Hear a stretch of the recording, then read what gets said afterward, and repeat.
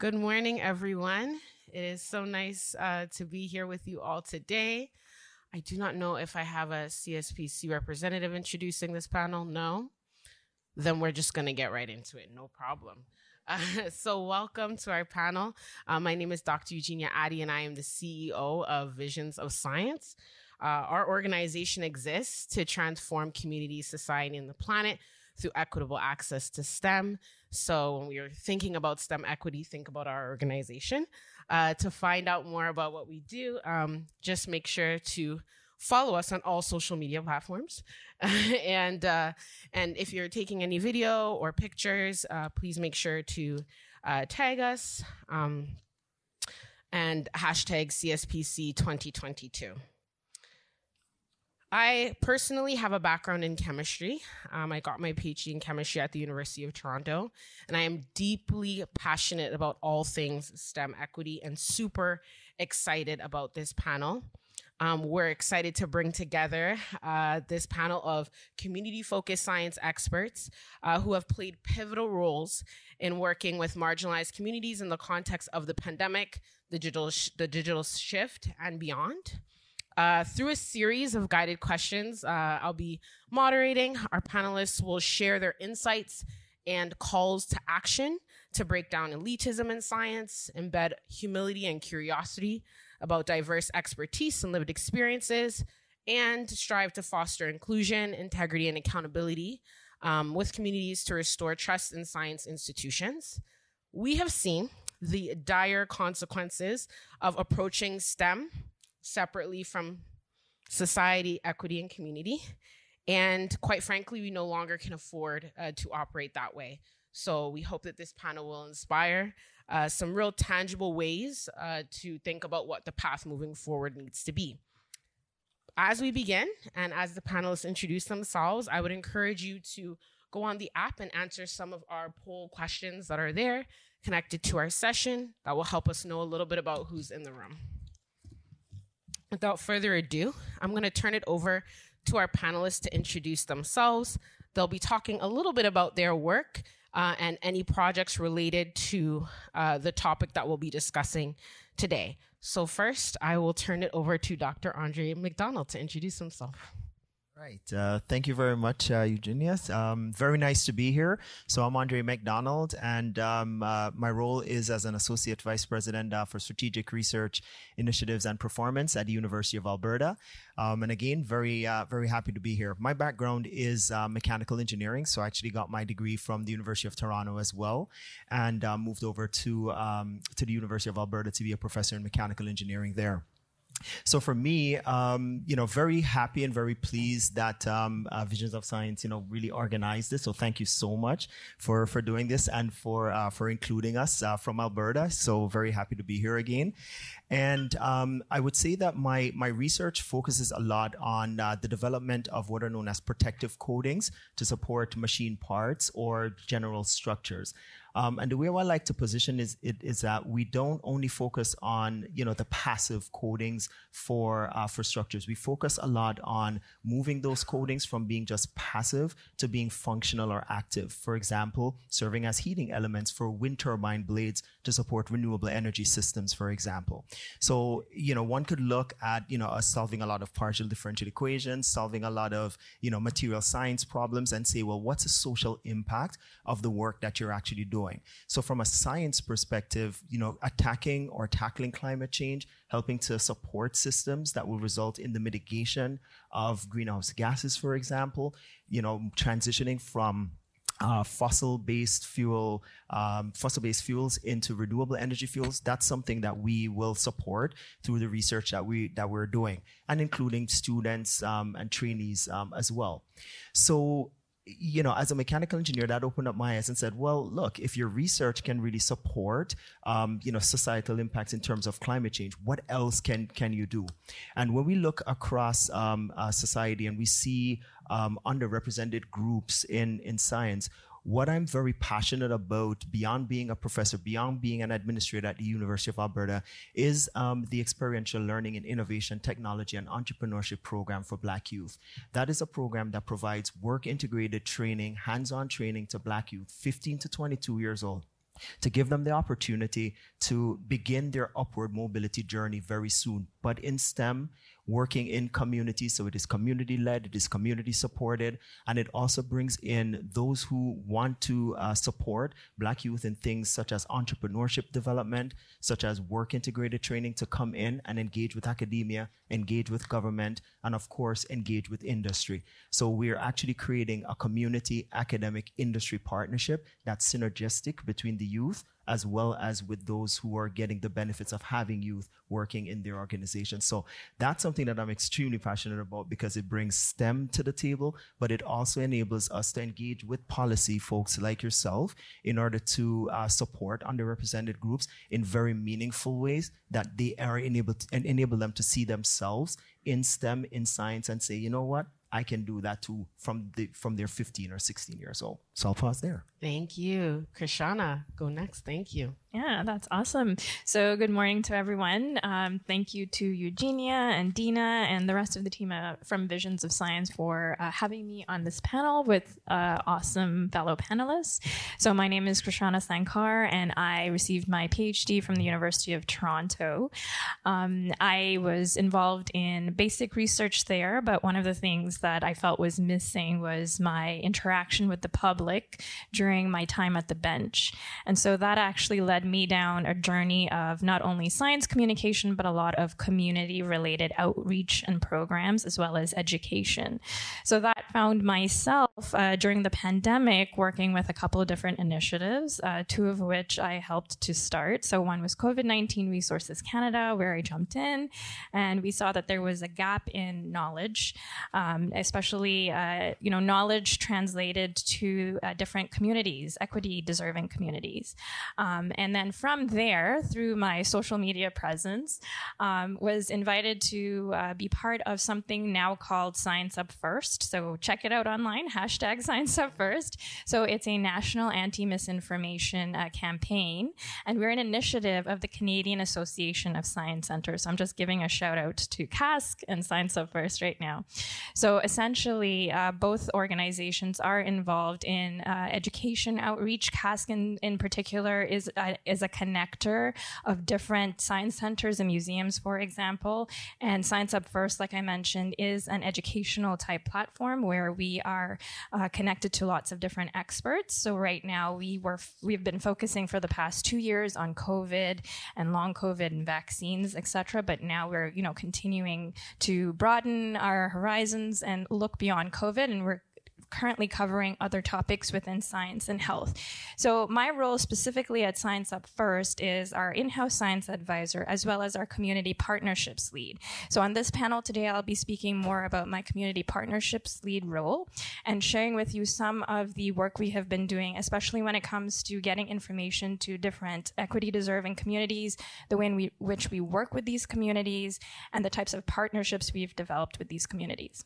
So thanks. Thank you. Over to you, Dina. Thanks, Eugenia, and really, really, really humbled to be here with these panelists who, putting together this panel. I was like, whoa, this is quite a talented bunch. So very, very privileged to be here. My name is Dina Alkuli, and I work with Eugenia at Visions of Science. I've been with the organization for about 8 years now, and really found the organization in a pretty serendipitous way. I grew up in Scarborough, come from a really big Arab Muslim family, and I found myself in STEM kind of by happenstance, but I was really, really passionate about community work growing up. All my peers around me were really doing community work, and it was something that I was really inclined to do.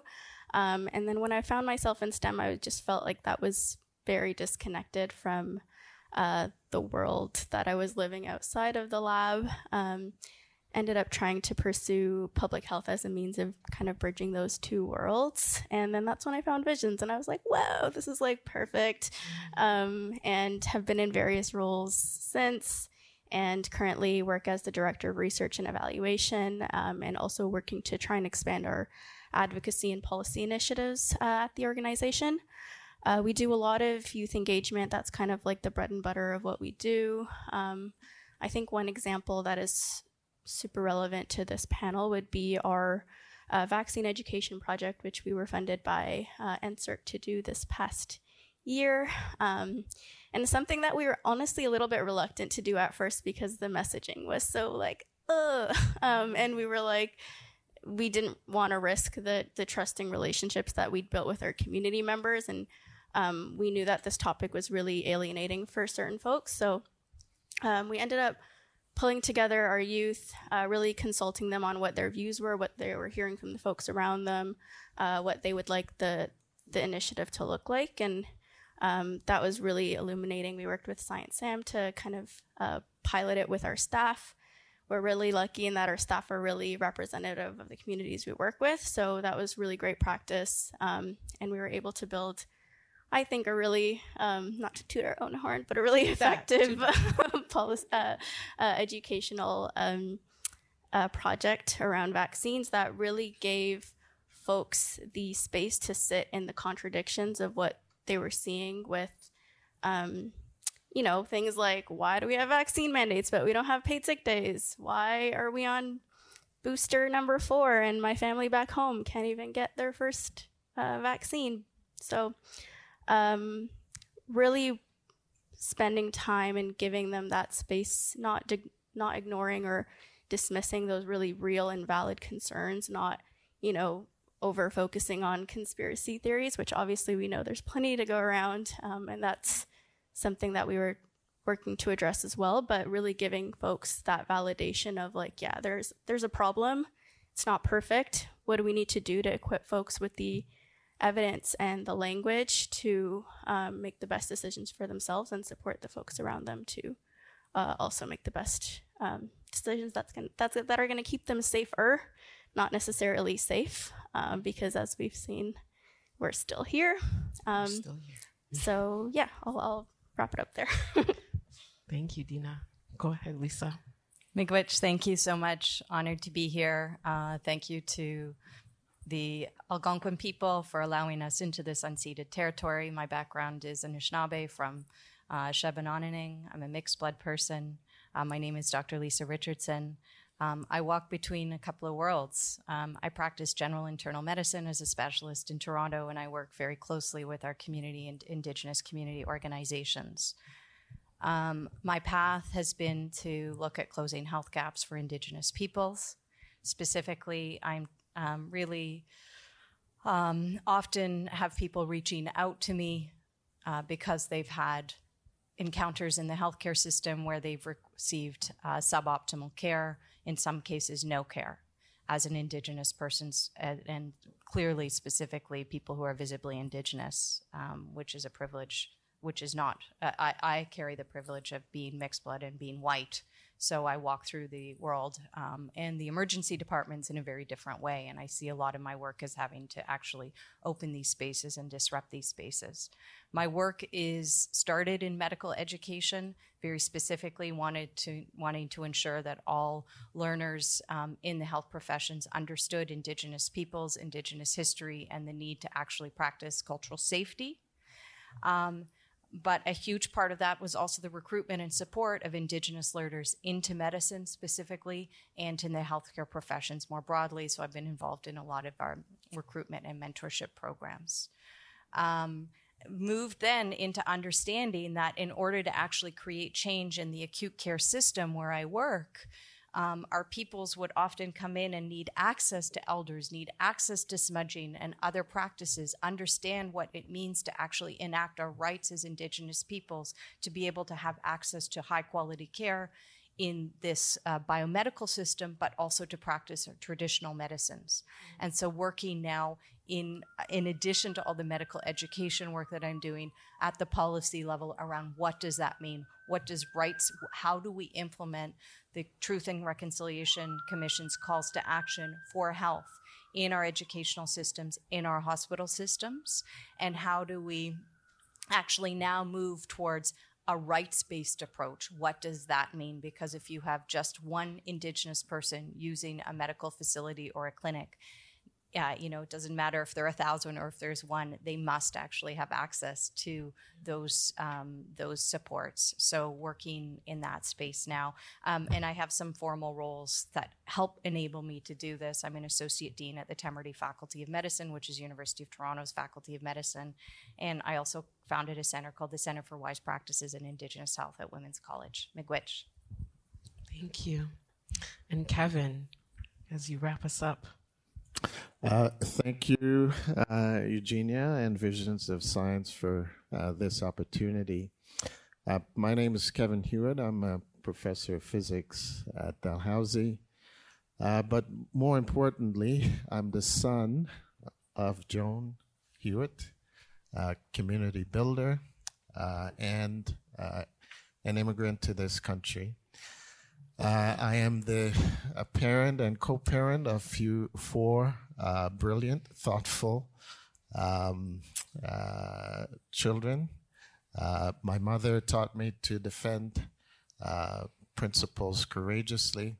She also demonstrated how to engage community. So all of that informs what I do as a physicist.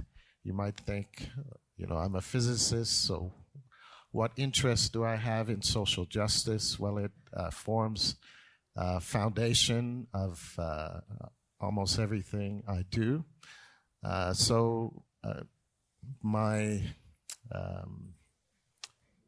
One of the things that's really important to me is to diversify the field. And so 19 years ago, I co-founded the Imhotep's Legacy Academy, which is a STEM outreach program to bring Black students into STEM fields. It's had success, and throughout my life, I've been involved in trying to build organizations for that purpose. Most recently, with a number of others, building the Canadian Black Scientists Network, and working with partners like the Canadian Association of Physicists to document the diversity or lack thereof in the field of physics. So I guess, most recently I discuss these connections also to my research and the freedom that comes with being a professor allows me to choose the topics for my research program. And so I've chosen topics related to impacts in underrepresented communities. So with others, we've been investigating uterine fibroids.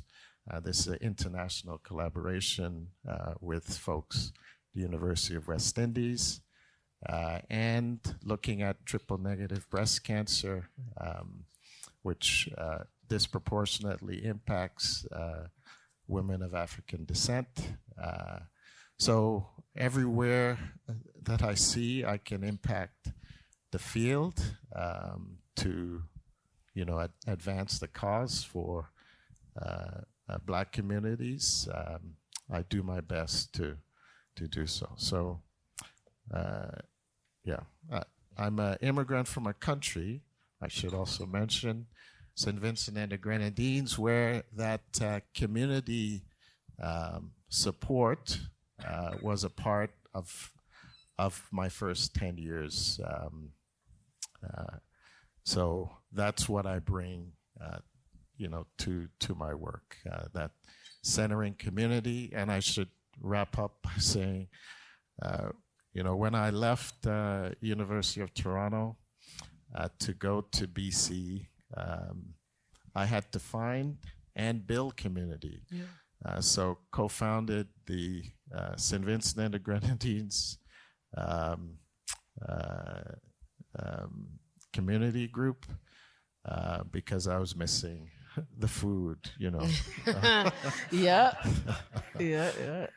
Co-founded an association bringing together two separate organizations, the a student society serving African students and Caribbean students, because one of the things that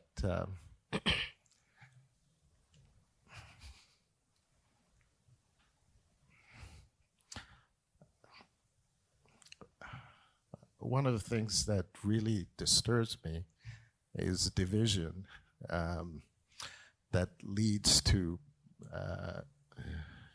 division within community, and so the Pan-Africanist perspective is an important reference frame for me in all that I do. So, I've taken that to heart in when I was at Simon Fraser University during my graduate career. I spent 2 years. I do not kid you. I spent 2 years working in community, not doing my physics graduate work, and that was necessary in order for me to survive that isolation. So the community gave back 10 times.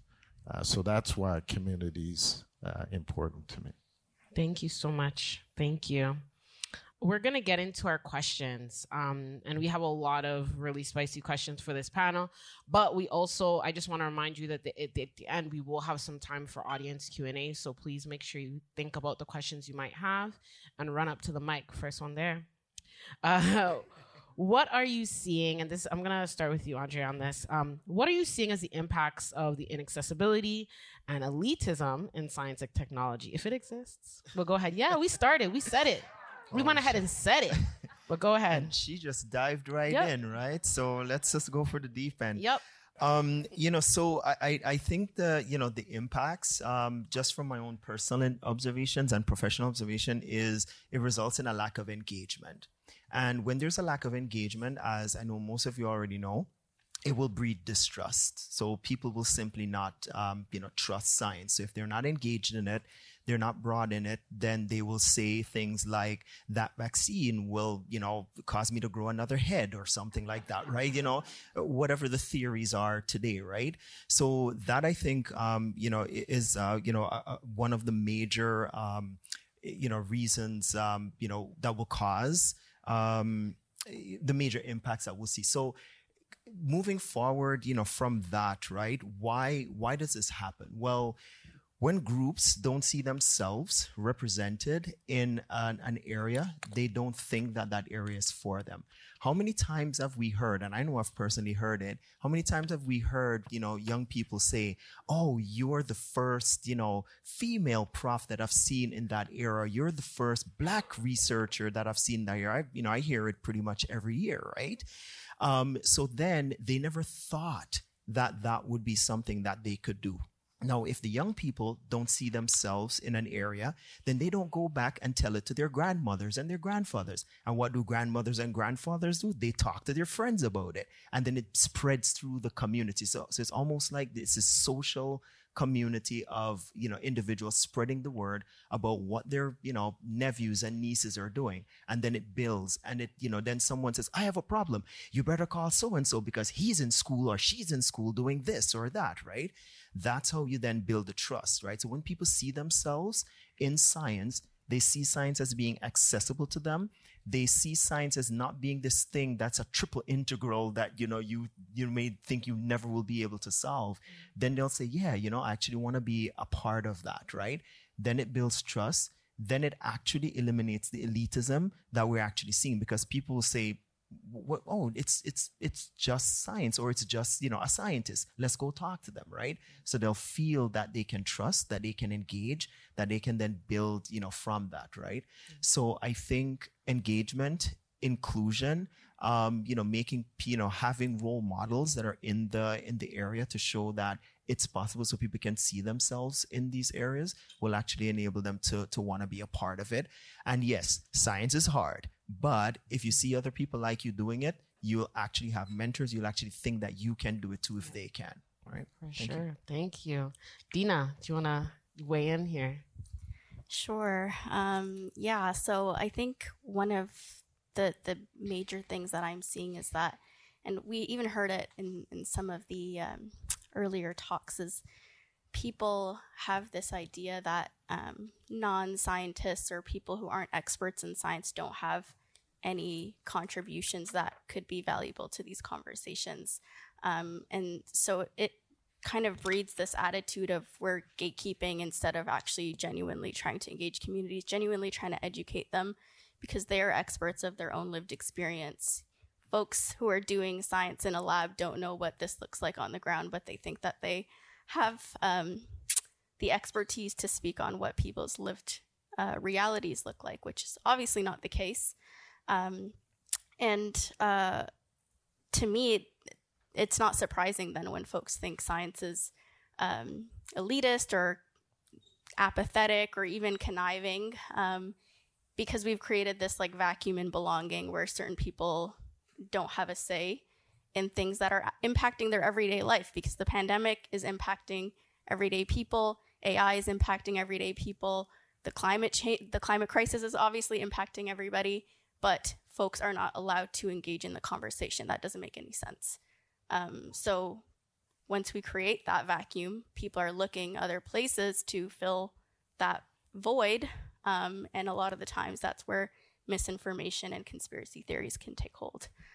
Another thing that we're seeing that's just really practical in our everyday youth work is that even when we do all of this work to get folks engaged in science, to make these STEM pathways really relevant and really accessible to our youth, they're still not choosing science at the end of the day. And what we found is that access alone is not enough to get folks into STEM, because the culture of STEM, the benefits of science and tech are not feeding back to folks' communities. And this is what our youth are passionate about. This is why we're all up here talking to you, because we care about these things. So if we don't see the STEM sector as a place where we can move those things forward, then why would we join? It's not compelling enough for our youth in particular. Thank you so much, Dina. The next question that I have, and I'm going to pass this over to you, Lisa, is what are important practices and elements that community level initiatives can include to make science successful and impactful? Thanks, Eugenia. I hope I'm going to interpret this correctly. I see, when I look around at pandemic responses, for example, the most innovation that I saw emerge from community level organizations. Extremely powerful work happening. And I talk a lot about the work at Anishinaabe Health Toronto, for example, as an example, because I was working closely with them. They're an Aboriginal Health Access Center. And they were very quick to actually think about innovative models for testing, for vaccine outreach, which were holistic and broad models that would really reach our peoples. So I see the excellence within our communities. I saw the same thing actually at the numerous Black community health centers within Toronto. That, I have like shivers just thinking about that innovation, which is science, which is social innovation and science. And the reality is, though, because of what some of the comments that have been made, often our peoples are not entering into these formal institutions for various reasons. So that innovation is actually staying within our communities, which it needs to do. But I also am trying to encourage our community orgs to understand why getting the PhD, getting those grants, publishing the work is important. Because it then becomes shared more broadly, and it allows us to build expertise in another space. We have knowledge of our communities. We have ancestral knowledge about how we practiced public health, for example, for thousands of years. Let's also gain this other form of expertise that allows us to amplify what we're doing, to work across worlds. That means that we need to partner with trusted scientists within organizations so that we can apply for grants and we can study and evaluate the work that's happening and share it. But that also means that we need to support our own people to feel that community connection when they're actually doing their science work, when they're doing their medical training, their graduate school training in the sciences, so that they have a network around them to allow them to be successful in both those spaces. We actually, the most important paper that I saw published around this space was in April 2020. It got totally lost. Proceedings of the National Academy of Science. They used AI and textual analysis to study all 30 years worth of PhD recipients in the US, over 1 million people. It's Hafstra et al. They demonstrated the diversity innovation paradox. So they showed through their AI algorithm, underrepresented people have more scientific novelty, more innovation, and yet guess what? Less uptake, less citations, less translation into career. It was just a classic. It was out of Stanford. Really excellent paper. We know our people have the ability, have this expertise, both in community level and in the university. We need to support that excellence. Thank you so much. So many things from that alone. And I hope the audience is ready to weigh in. I'm going to turn over to Krishana because I have a really good question for you. What kind of policies and structures are needed to support these community level efforts at a broader institutional policy and systems level, in your opinion? Yeah, that's an excellent question. And one that we can tackle and approach from different angles, pretty much. So one of the things that I think is really important, and I know Lisa brought this up already, was the amazing innovation from communities during the pandemic. So I'm sure all of us were very, aware of the fact that there were lots of gaps in the way in which, the pandemic was responded to by lots, of our officials. And one of the biggest gaps came in information and how information was shared with different communities. And lots of different community organizations, for example, that were mentioned, whether there were community organizations, within the Black community, within the Indigenous communities, within the South Asian communities, within the, the Latin American communities, they all jumped in immediately and started to fill those gaps, especially where information came in. And the thing is, what's really important here is that we should be, everyone in this room, in whatever capacity you have, and especially as funders, be supporting those initiatives, because without those initiatives, the work would not have been done, at least not as quickly as it was done, which was extremely dire. Mis and disinformation spreading rampantly. We all know this. This is nothing new.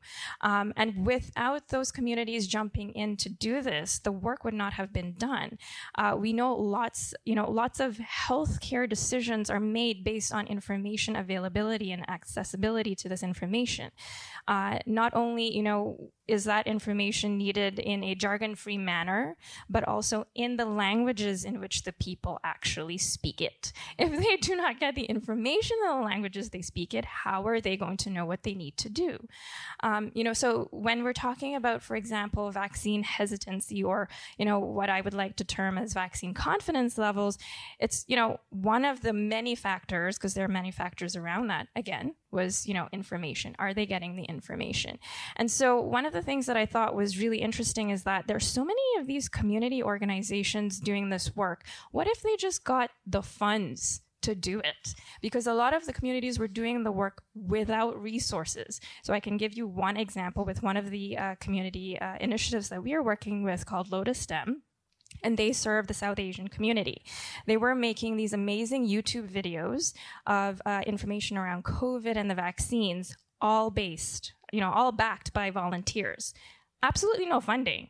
They continued to do this. They were able to produce many videos, but of course this is not sustainable without funding, because people need to get paid to survive, right?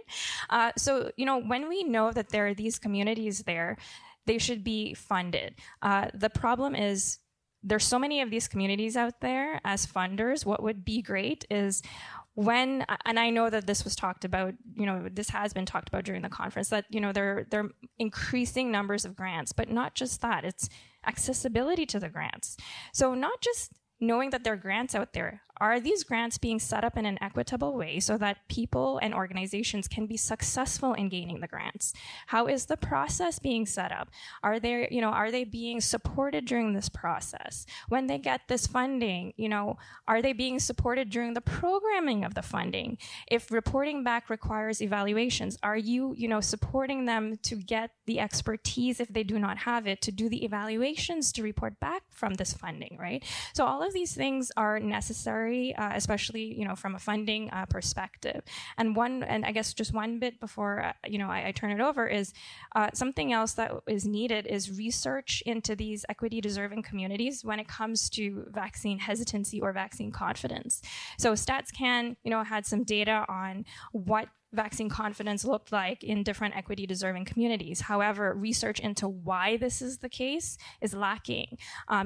There's very limited research in this. And I know one organization or one researcher out in Alberta, Dr. Salami Bukola, I think her name is, has done some research into the Black community and vaccine hesitancy, but we need more of this. So more of that type of research needs to be funded so we can understand at the basic level what's happening and how can we actually tackle this and approach this. Thank you so much, Krishana. You said all the things and more, so thank you for that. Kevin, I'm wondering if you can weigh in on stuff that Krishana didn't touch there really briefly before we get to our one of our last questions. Thank you. So I'd like to focus on some of the structures that were in place in Nova Scotia that allowed us to build this program, Imhotep's Legacy Academy, that led to its success. So there's a branch of the Department of Education called the African Canadian Services Branch. So it's the only branch that serves, I believe, Black community in the country. So why was that important? Well, that branch invested in the early years of the academy. And when no other funders were willing to take the risk, they said, we'd wait for the number of years that it would take to gather the data to justify the efficacy of this program. So with organizations like that would be willing to take that time to wait for the outcomes, you could perhaps have more success in impacting, the participation of underrepresented groups in STEM. The other piece that has come to inform a lot of what I do is the need to work nationally with others. So, for example, with Carl James and a number of others, we're working towards understanding and gathering data on that K-12 sector and Black students, the various programs and what's impacting their participation.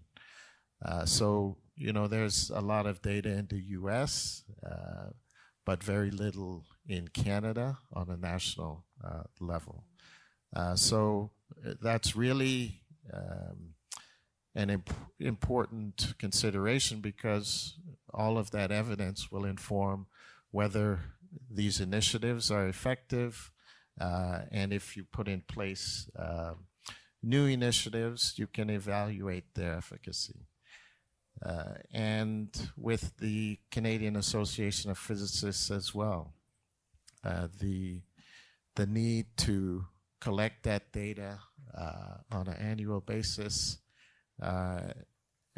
is informing, our efforts there. So just to summarize, I think these data-driven decision-making and policy that supports the collection of that data, working with national organizations like NSERC and other agencies to help collect that data is really important. So I believe if we can, in the K-12 sector, for example, establish branches like those in like the branch in Nova Scotia, we could help that sector. Mm-hmm. Thank you so much, Kevin. With a few minutes left before we get into audience Q&A, so if you've got a question, you should probably start to line up or think about it. I did want to ask Dina and Andre really quickly, how do we honor and leverage community funds of knowledge into science decision-making and innovation? Yeah, so really quickly, we know that top-down science is not working for marginalized communities. At the same time, I think a lot of the times bottom-up strategies or approaches are over-romanticized because if I'm talking to community members, I don't know if science and tech is going to be top of their priority list when they're dealing with, housing insecurity, food insecurity, poverty, racism, you name it. So folks can't do this on their own. We need both. We need top down, we need bottom up. We need central support and coordination, but we also need decision making that actually prioritizes and lifts up community leadership. And I think funding bodies, as you mentioned, can play a much stronger role here, not just in actually delivering the funds where it's needed in a really long-term, sustainable way, but also facilitating partnerships. They're funding, folks on both sides, and they're kind of expecting people to just find each other. You can actually just play a more active role in facilitating that. We also need infrastructure. Because a lot of what's missing in these communities is that actual gathering spaces, the tools, the equipment. And then lastly, I just want to say that folks are already doing this. And a lot of the times they're yelling into the void and people are not listening to them. So I think just taking a step back, being like, okay, am I actually trying to listen to these communities, or am I just engaging the people from these communities who are willing to support the agenda that I've already kind of decided I'm going to follow? So, Andre, do you have anything to add to that? And thank you so much, Dina. Yeah, I do have a bit to add, and I would like to, I think Dina said it, really nicely, so I'll just build on that by way of an example. So she said the community is already doing this. She's 100% right, but I want to add the community is ready and they're willing. I'll give an example. That elite program that I mentioned before started as an idea as I was walking through the hallway on a wintry night in a January of some year ago. And I thought, oh man, Andre, you're a professor now. You've published papers in journals. What are you doing for the Black community? What are you doing for the youth in the community? Nothing, pretty much, right? You go to work, you publish your papers, and you go back home, right? But you have all of this, these resources at hand that you can use to really support the community, especially when it comes to upward mobility of youth. And maybe the models that you create can be used for other groups as well, right? So I thought, oh man, I'm going to have to do all of this by myself, right? I was so wrong on that wintry night, because the minute I picked up the phone and I called my colleagues in the Faculty of Education, in the Faculty of Arts, they introduced me to community members. People were beating down the door to say, I want to do this. I need it up. And I said, well, great. I'm more like the business engineering guy, and I don't know anybody in the community, but if we work together, we can actually create something that will really work. I was overwhelmed in a good way with the amount of engagement from the community, the leveraging of the community resources, the social resources. All that we needed to do was to go out and get the funding. And sure enough, I like to sit in my little room and write a grant and, read it over, because that's what I do. And they like to go out and engage with the community, right? And it worked beautifully until, I became a convert. Community-driven engagement works, right? And the people are ready. All they need is just some support. So there is so much resources that are not pecuniary, not financial, that we can tap into. And that's how we honor the community. That's how we leverage on what they have, but it needs to be collaborative, right? So that is my take on it. Really excited. Yeah. And I'm gonna take a question from the audience. So if you have one, please run up to the mic there. But Lisa, I don't know if you have one comment to add on this. This is one of the questions we asked you. Yeah. Thanks. Building, I mean, just echoing and amplifying what's already been said, but also thinking back to the words of an elder who I was close to, who's not with us anymore, Lee Miracle, who's a writer and thinker, and we were on we did the Truth and Reconciliation Task Force for University of Toronto. We participated in that together, and she said, the thing is, Lisa, truth has to come first before the reconciliation. Our institutions, actually, our granting organizations, our other government organizations, our universities need to also look within and understand that we continue to be hostile places for many of our peoples. And not only is there a history of experimentation, for example, of exploitation and taking of resources, but graduate students and others continue to have experiences of exclusion and of frank racism. We see that. We have one graduate student who identifies as Indigenous in all of the graduate life sciences in our Faculty of Medicine. We have hundreds of students. That is a problem. So let's do that work of looking within and creating, as Banaconda Kennedy Kishbel, a mentor, an elder who I'm very close to, says, Lisa, you build a small fire and people will want to come. Focus on working within. We spend all this time, how do we recruit? Let's change the culture. Let's create spaces where we are valued, uplifted, where the community knowledge that we bring is celebrated, and people will want to come and work and be in the institution. Thank you so much, Lisa. Thank you, everyone, for your comments. And we're going to hear more from the panel as folks ask questions. So go ahead. Thank you. Hi, my question is aimed at Lisa, but anybody that wants to respond, go ahead. And it's also related to this idea of leveraging community funds of knowledge. So I work for the Council of Canadian Academies, and I'm currently on an assessment that's looking at how research is conducted in the North, which has a very large Indigenous presence. So we're talking to different Indigenous experts on how we can better do community engagement in their communities. And one of the things is that, yes, a lot of the knowledge that exists in the North and a lot of these communities are actively engaging in research. But there's this tension between sharing this knowledge and what has been called by a lot of people that we've talked to cultural survival and cultural security. So in the climate change realm, there's a lot of knowledge held by knowledge keepers and elders that they don't actually want to share with Southern researchers. But there's this issue now, as the climate is rapidly changing, that knowledge could actually save humanity at a much larger scale. So they're grappling with this, like, once we share this, it's out there and we can't take it back. And so I guess my question, as this is not welly put, but how do you, in the medical field, grapple with this? Like, what can be shared, what can't be shared, and how do we engage and deal with that kind of tension? Great question. Yeah, and so important. We have healers and knowledge keepers who will never allow their knowledge into institutions. Absolutely not. That is, we've got private societies, private lodges that are only for within community. If you're a community member, then you should be able to have access to that. But there are some pieces that will never cross over. This is about self-determination.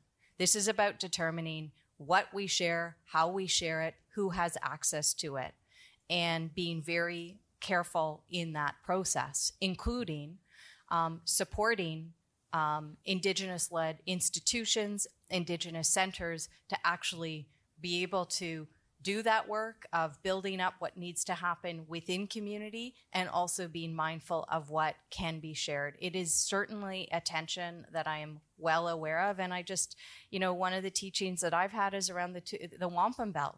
We've got two rivers that are flowing in the same direction. And our people, they should not be, there's all this mixing that's happening now, and we need to allow for clear, separate rivers and separate paths. But our people should be able to go between both and share when we see that it can be beneficial to the world at large without having it appropriated and taken. The Pasquayaki Nation on the border of Mexico and Arizona, which I visited, is running their own. I have chills thinking about this too. Must be cold in this room, but is it emotional too? They're running their own clinical trial on their own traditional medicine for their own people, and they'll decide whether they're going to share it or not. So we need to support that as well, and then give control and self-determination to allow that sharing as needed. Thank you. Hi. On the topic of promoting diverse engagement and representation, I'd love to hear your thoughts on the role that TV, film, and media can play in this. Do you see like potential in future collaborations between STEM fields and popular culture, the TV and documentary space, especially in terms of like generating widespread positive influence on today's youth? Kajana, go ahead. Yeah. That's a great question, and yes, definitely. So immediately, an example comes to mind, and it's kind of it's good and bad in that it's like the one example, but it's also the one example that comes to mind, and it's a colleague of mine. His name is Anthony Morgan, and I'll be honest with you. The first time I saw him on TV, he is now a PhD researcher looking into having how polarizing conversations affect people. And he is, a Black man on TV in STEM. And the first time I saw him, I think it was Daily Planet, I was wowed. I'm like, he's amazing. And he's extremely engaging. And also he was at that time, and still probably is, one of the very few people of color that I've seen on a STEM a popular STEM show. So I think, once we have more of that representation out there, it starts to make each person feel like they can be there. And I know that someone on the panel today said that too, right? It's when and there's that slogan of, what is it? See it. Yeah. When you see it, you can be it. Right. And there's power in that. I know, Andre mentioned that. I also had, not that long ago at a conference around a career table where I was chatting about my PhD experience, and Lisa brought this up, and I think Kevin spoke about, a little bit about his experience, and I was very open and vulnerable about mine. And when I was done talking about it, one of the girls at the table came to me and she's like, "I'm so happy to see you here." And I'm like, okay. She's like, "No, you're a woman of color doing this." And as much as we know this, still, hearing it still to this day, it affects you. So you realize how important it is. So 100% representation on all forms of media, extremely important. Yeah, and if I can just add a very quick point to that. When you mentioned the piece about youth, I would say leverage the youth. From my personal experience, I probably will not make a YouTube video anytime soon, or send a tweet, because I don't tweet. But I will tell you this, the 16, the 17, the 18-year-olds, they make wonderful videos. They come to my office. They say, "Can you say something in the video?" And then they make it, and then they send the word out about the STEM work that they're doing, the great work that they're doing at conferences. They videotape it, and then they build it into these wonderful videos. And then they ask me if I can then send it around to my network of students, which are like 300 or 400, right? And they love that because they don't have that network. Again, we're working collaboratively. So they're actually using social media, visual media, a bit of TV as well, putting it on YouTube, and they're excited and they're building this up. That's how I think the collaboration will really work. And just as Christina just said, the students then see themselves in the video. So now you're seeing your own friends who are 17 or 18 or 20 doing this, being represented in it. You say, "Oh, if my friend is doing it, I can do it too," right? Yeah, thank you. Yeah, thank you so much. Thank you. Could I just add something? Super. Yep. Go ahead. So we've created videos that support our STEM outreach program. So we have a series of activities for junior high students, and each one of those activities has a cultural element connected to the activity, the STEM activity.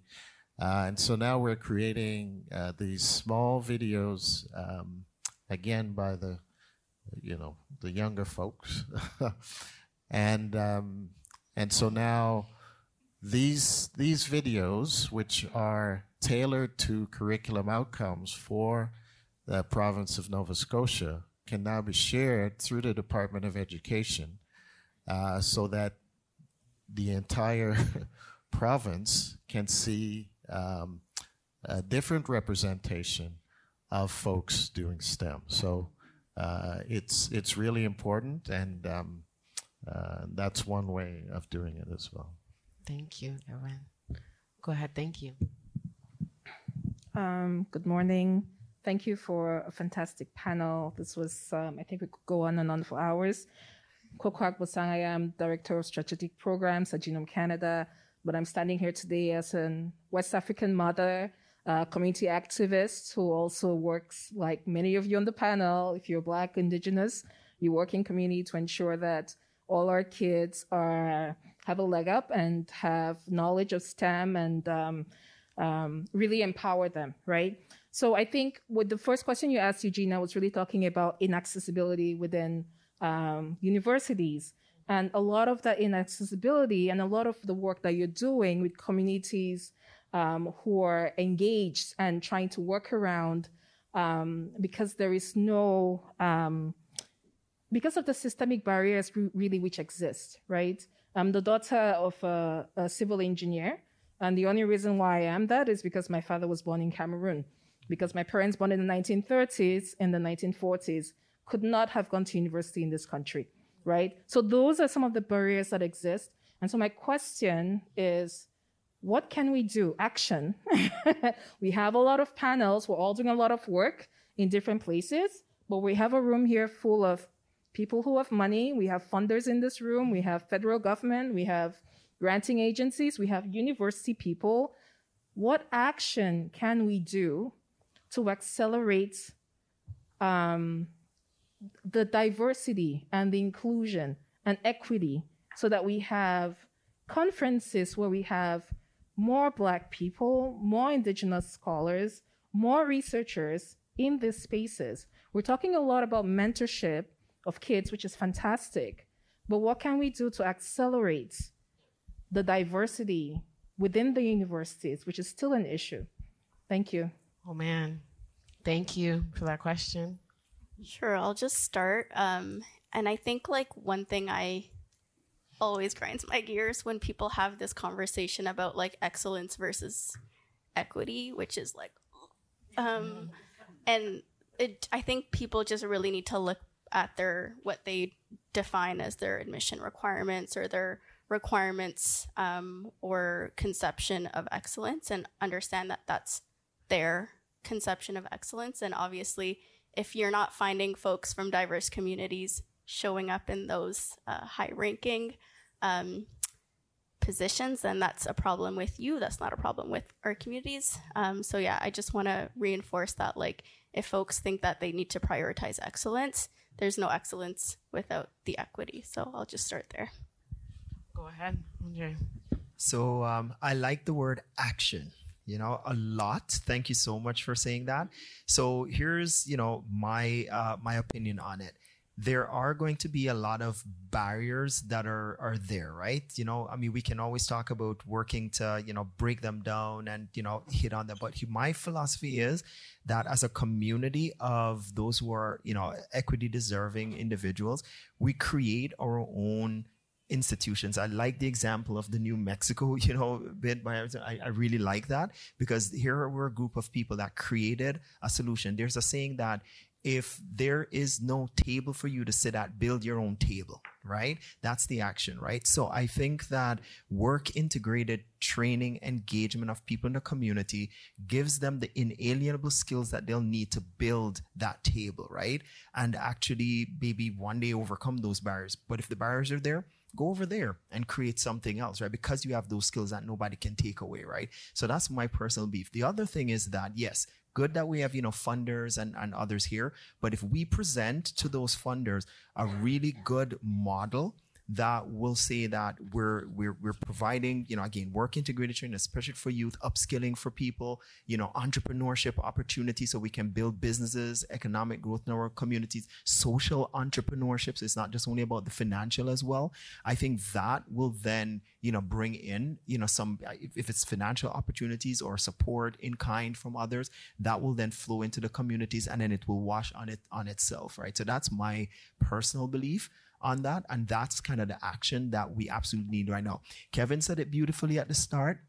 That pan, African, diaspora coming together as a unit to really move a lot of these forward. That's, what we need. That can also extend to other groups other than the Black community as well. So that kind of, community team effort, coupled with looking at creating jobs, creating opportunities for upward mobility. Those are the kind of actions that we need right now. Thank you. Thank you. And, I just want to say something really quick. I know I'm the moderator, but I'm sorry I got away in that. That was too spicy for me. Here's the thing. When it comes to everybody on this panel, as you'll notice, there's a common theme of where we're just kind of like, we just gonna do it ourselves. And that's kind of what I think is the crux of the acceleration a lot of times. And I know for myself with grappling of stepping into the work of Visions of Science is from when I was in graduate school, I was waiting for somebody to do this work. And I realized, you know what, if we're not going to do it, nobody is going to do this. And I think a lot of what a lot of government officials, funding bodies need to understand when it comes to equity, it results in a shift of power and giving up something. It will cost you something, whatever that looks like, financially, power. But that shift has to happen in order for things to happen. We've got the answers. We've talked about what's missing: funding, infrastructure, support, space, time, data. I listed a few things there. Give it to us and watch it happen. You know what I mean? And that's just what it is. I think a lot of times if we had waited, so much of the work that we've done over the last 10 years, I guarantee you would not have happened. I don't say that in an arrogant way. I say that there are communities who have the knowledge, who have the skills, who have the understanding. And all that's in the way is the power, the space, the platform, the funding to do it. So if you have that, run it. And let's do something wrong. Go ahead, Kevin. So just picking up on Dina's comment around changing the culture of STEM, that's where curriculum change, both at the university and within the K-12 system, is needed. So we know from many studies, and there's this great book that I read recently that really points to the motivational factors for BIPOC students in STEM. They really want to see that clear connection, and I'll say it again, between the social justice and the STEM. So we need to introduce that link, that interdisciplinary link that was spoken to earlier today in that panel to the curricula. Then you're going to see them embrace it. So we're changing the system, the culture, to meet the needs and interests of these groups. So that's, as a professor at the university, in my role, that's what I'm trying to do. Yeah. Thank you, Kevin. And I don't know if anyone else wanted to go, but I'm going to hand it over to you for your question. Okay, thank you. No worries. Good morning. I'm Trudy Samuel. I'm with the Canadian Institutes of Health Research. Just arrived there. Really interesting to be a funder standing up after that little conversation. Oh, sorry. I said, give it to me. Give it all to me. This is Show me the money. feeding my soul. And what I wanted to ask is, recently coming across the perception of conflict of approach between the various communities that we serve. Working primarily, I'll just draw attention to the notion of this perception of scarcity creating competition between community groups. And I'll point out as well between the Black community and the Indigenous community. And a lack of recognition and understanding as we move forward on shared goals. I'm in an interesting position in learning about it, how to help bridge, connect, support, uplift. And I just wondered what can be learned from community engagement, because in order to work together, that better understanding of and recognition is so key. And I've seen fireworks fly, and I am looking for ways to help strengthen collaboration. Thank you. I'll speak to that first because I agree. Such a good and important observation, and I call that's our how when we have internalized that colonialism when we are starting to enact that divisiveness. But it is, as you've said, because of that scarcity model. And so a real consciousness around disrupting that is so important, including removing the scarcity piece, right? What I have seen are the most powerful collaborations, for example, during the pandemic, and I speak about the Toronto setting where I worked, where Anishinaabe Health partnered with Black Creek Community Health Center and a couple of other Black community health centers to create a model. We noticed that Black and Indigenous peoples during the wellness checks by police officers were being, having terrible outcomes. Well, let's have let's create a bus together. Let's actually have a model that serves our community, all communities, but in particular areas where we're actually doing that outreach together. We're staffing it together. We're funding it together. This is a common problem. And wow, what an amazing initiative, partnering to get the funding to do that together, to serve our communities together. So I think really so critical to actually recognize that this has been a strategy of divide and conquer. I am sorry that that is a strong word. I realize that will be traumatic for people to hear. It is an ongoing strategy that we must disrupt by working together. When I work in the institutions, I say the same thing. You're also individual. This institutions teach us to be individualistic. So what we created the National Consortium for Indigenous Medical Education to force the Royal College to work with the College of Family Physicians, with the Association of Faculties of Medicine, with the Medical Council of Canada, because they all wanted to do Indigenous health and no one was working together. So let's collaborate across communities and across organizations to do the work, because this individualism is actually undermining the collective action. Right? That's good. Thank you. Thank you. Just because we want to get into all the questions, I'm going to let you go, please. And the last two after that. Thank you for a lovely panel. Patrick Fang from the University of Toronto. Comment and a question. One is, I agree 100% with the power of community. I was on the Ontario COVID Science Advisory Table, and one of the things we came out with was prioritizing high needs vaccinations to high need communities.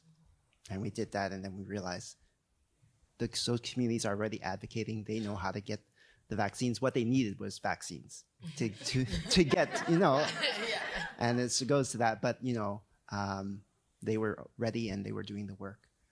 So my question is, how might we build those connections with communities in more kind of resilient and sustained ways. And by that, I mean a lot of the community engaged projects I work with are because a great faculty member wants to invest the time to do that, right? But it's not because necessarily it's an institutional priority. It's because almost the goodwill. I'm willing to invest that. So how do we build it in a way that doesn't depend just on certain people being angels, but actually building it in sustained ways that will work moving forward? Go ahead, Andre. Thank you very much. So I'll just start off very, very briefly, with a response. So, I've heard, other colleagues talk about doing work in the community, especially in academic and government settings, from the corner of their desks, right? That happens a lot. And I'll be very frank with you. Eventually, it will burn out a lot of those angels that you mentioned, right? But the solution, a bit that I think I've seen, is engage the community. We would be surprised at the strength of the individuals and the experience and the expertise of the people in the community, right? What is missing, though, is the management and the coordination and the organization to get that going, right? So I'll pull from my own personal example. I would have been burnt out trying to run a nearly $2 million lead program a year by myself. Would never happen. But the community members, they were there and ready to help. All that I needed to do was just use a little bit of management and say, hey, Bob, can you go here? Here, Dina, can you go there? And just coordinate things a little bit, right? That's how it actually has been working very well to help me to even be here at this panel today, right? So I think that's, harnessing the power of the community members and just helping with a bit of direction, a bit of management will go a long way to supporting the community. That would be the suggestion I would make. Thank you, Andre. Go ahead, Lisa or Kevin, or Lisa. You sure? Okay, it's a great question. I'm really transformative change requires the creation of structures to build on what Andre's talking about, like that support. So I'm going to give some specific examples. In our Faculty of Medicine right now, we're actually looking at metrics for promotion. We're actually saying that we need to embed advocacy and equity work into promotion because we know most of us are doing this work for our communities and it's often not counting. Oh, so you're going for your promotion. You've spent hours and hours and hours, like I was leading an urban indigenous vaccine strategy. And, there's how does that get counted? Yeah. So number one, metrics and changing those metrics, being inclusive. Number two, the example of the NIH has Native Alaskan American Indian Health grants. They require that a PI be based in community. So an example of actually incentivizing through the structure. Iterative peer review, so that when a community organization goes to apply for a grant, they're not, putting in hours and hours and hours of time that they may not have and getting a 1 in 10 chance of getting selected and then, you failed, that's it. Actually moving through an iterative feedback-based process. And then 4 is that structure of 4 outreach. So we've actually created a new, Ike Okafor does incredible work for us at the University of Toronto. Many will know him. We've said, you know what, we need to consolidate all of his work, support him to have an office with people working with him. So we've created an office of access and outreach who will help with the liaison with between PIs in labs and undergraduate and high school students, for example. So again, a formal structure. Thank you. Kevin, before you go, I hope that the other 2 questions, because I want to make sure we get our final thoughts. So I'm going to ask you 2 to ask your questions. I'm going to try and remix those into one master question. And then we're going to get everybody to comment to give their final thoughts. Is that a plan? Go ahead. Okay, hi. First of all, thank you all for sharing your voices and your light. I really appreciate it. So my name is Chelsea Johnson. I sit on the Youth Council for Canada's Chief Science Advisor, and I primarily work with community-based approaches for public health and emergency management. And one thing that really sits with me is this concept of Ubuntu. I am because we are. And when we look at our communities, we know our communities don't sit in these nice little areas that fit in these boundaries that have been prescribed to us. So as someone that's just starting out their career, how would you, what sort of advice could you give to me that when we want to mobilize action that exists maybe beyond the boundaries of Canada or the boundaries that we work within, how can I help mobilize some of the work that's already happening? How can we actually realize the excellence that exists outside and use it to better our communities and the broader community? Someone will answer that for you. I got this for you. Don't worry. Thank you so much. And thank you. Hi, everyone. Thanks for taking part in this panel. It's really important work. My name is Keshna Sood. I'm from Massey College at the University of Toronto. And if anyone knows that institution, it is an elitist organization where we deal with a lot of truth and reconciliation events. I think everyone in this room has lived through the inauguration of Truth and Reconciliation. And one line in this panel that really stuck out to me is that it needs to be truth, then reconciliation, not truth and reconciliation. And if that's the truth, then do we really need calls to action, or do we need more calls to information first? Do we need an important, I want to say, a more fair identification of what happened with our history so that we can make pace with it to move on properly? Or is it something that we kind of need to just keep spinning the wheel as we go, because it seems that people who come from Indigenous backgrounds and people who come from other marginalized communities seem to have a mistrust with organizations that lead the timing, the temporal organization. I'm a biologist, so space and time really matters in development. And it seems like not only does one sect of the population control when the problem occurs and when the solution occurs, but they also control how the solution is executed. And that is a huge advantage in terms of the organization of how a community gets together and executes a solution. So I'd love your insight. I'm going to try and, so to understand your question, is it more action? Are we moving to action or moving to more information? Is that the real question? Yeah, in layman's term, I would say, are we not jumping the gun? Are we going too quickly into a solution? Got it. Okay. Yeah. Well, thank you so much, everyone. I told the panelists I'm going to give them a 1-sentence rapid fire, leave you with something to tack onto, a couple sentences, a question. And in that, I hope somebody can answer either what can we do to drive and mobilize action within spaces, and answer the last question as well. Are we jumping the gun? Are we moving too quickly? Do we need to slow down a little bit? And I'll start off with Andre, and we're just going to zoom right through. All right. So I had my 1 sentence written down. Yes. Yes. To be really quick, because she was very strict. So yes. I just said, look, community, academic, industry, government engagement is infectious, but inspiring. Right? That's the takeaway I'd like to give on that. And how to mobilize work external to the community out of Canada. I love that. And I think panel members may have mentioned this already, that the youth of today, young people of tomorrow, they want social justice integrated into STEM. And if they feel that they're supporting emerging democracies, emerging economies, they will get involved, because I've seen students trip over themselves just to help us to figure out how to make vaccines that you don't need to store at minus 70 degrees C to get it into, sub-Saharan African countries to support communities there. They will get involved, I guarantee you. Thank you. Thank you.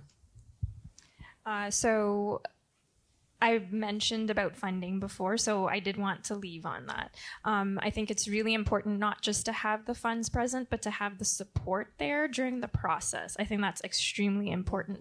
So in order to make it equitable, make sure that there's supports during the application process. Once the funds have been distributed, there's support during the actual granting program process. Something else that came up that I did want to touch on, and it was the question about I forgot the question now, but my answer to part of my answer was basically letting students feel welcome in the space. So it was the question around, I think, having more representation in academia, for example. So if it is an institution, it's not just, where we're looking to get representation. It's not just about bringing people in, but making sure that you're creating an environment where people want to stay. So retention is extremely important. If you build it, and I think Lisa mentioned this earlier, if you build a culture, an environment where people feel safe, then they will come. And so not just attracting the talent, but being able to retain it in a safe, non-toxic environment is really important as well. Thank you.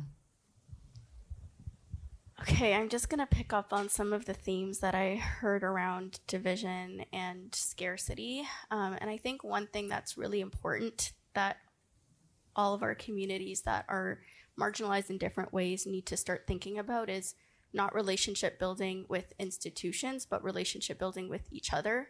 Because when institutions and these status quo power structures are building relationships with us, they're managing the risk. But when we're building linkages with each other and we understand that we have a common enemy, colonialism obviously impacts Indigenous people in the most drastic and devastating ways, but it also impacts all of us. Exhibit A, climate change. So if we understand that we have a common enemy and that we're not trying to fight for power in the status quo, and we build that power amongst each other, then that's when the real power shifts are possible. Thank you. Oh, this is hard. You got it. So I think that we've just heard so many incredible examples from the community level, and that means building structures for self-determination. Yeah. We know what we need. We need the space, resources, support to do that. So allow communities to establish priorities, resource all of them and all of us to actually be able to enact them, recognize, uplift, value. That's what I'm going to say, I guess. Thank you. Kevin, end us off. So I'll just suggest two things moving forward. We need to, in the academy, rediscover the original purpose of academic freedom in service to the public good and incorporate that into our valuation in the tenure and promotion process. Put it in as a standard, for example, Boyer's model. And secondly, on international priorities, that question, earlier today, there was a discussion about, the need for Canada to look more globally.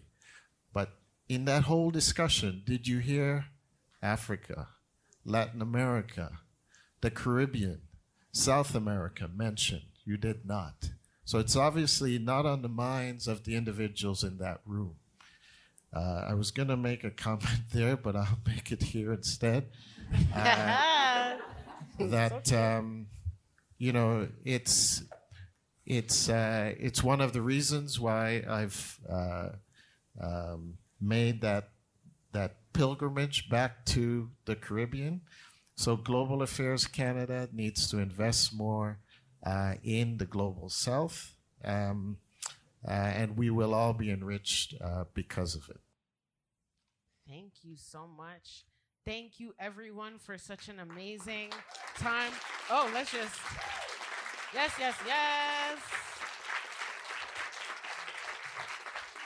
Okay. Sorry, it's for our social media. So please, everybody, let's try that again. Hold on. This is a Visions of Science panel, and if you've ever been to any of our events, we're hype. So we're just going to try that again, and we're just going to act like this is the first time. So thank you, everyone, for this amazing panel. Yes.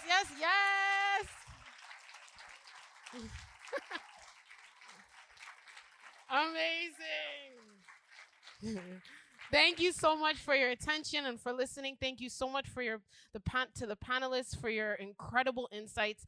I was like out here trying to record, trying to write. So, and if you were tweeting, anything, please tag us and follow along. And we hope that you enjoy the rest of this conference, and we hope to be in touch for sure. Thank you so much.